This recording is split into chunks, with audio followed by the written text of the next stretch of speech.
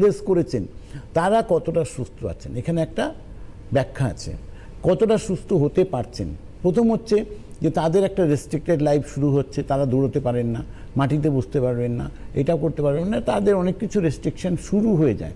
শুধু নর্মাল হাঁটাচলা করতে পারবেন, সেটা কতটা পার্সেন্টেজ আপনি সুস্থ থাকবেন সেখানে একটা বিরাট প্রশ্নচিহ্ন সঙ্গে যোগ করে দেওয়া হয়।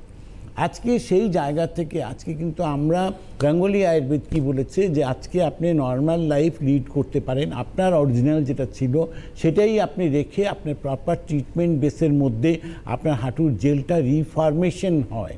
গাঙ্গুলি আয়ুর্বেদ কিন্তু এইখানে একটা আপনার ব্যতিক্রম করেছে যে আপনাদের যেটাকে এখন পর্যন্ত ছিল যে হাঁটুর জেল শুকিয়ে গেছে, হাঁটু ক্ষয়ে গেছে, আর কিছু হবে না।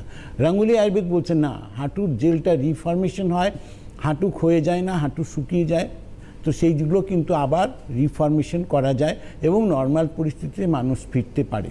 এবং আজকের সেই ব্যাখ্যার মধ্যে যদি আমি যাই তাহলে গাঙ্গুলি আয়ুর্বেদিকে যারা হাঁটুর প্রবলেমস নিয়ে এসছেন যে আমার হাঁটুর জেল শুকিয়ে গেছে, আমার হাঁটু পাল্টাতে হবে, সেই স্টেজ থেকে যারা গাঙ্গুলি আয়ুর্বেদিকে ট্রিটমেন্ট করেছেন আজকে আমি বলবো তারা প্রত্যেকটা মানুষ নর্মাল হাঁটাচলা করতে পারছেন।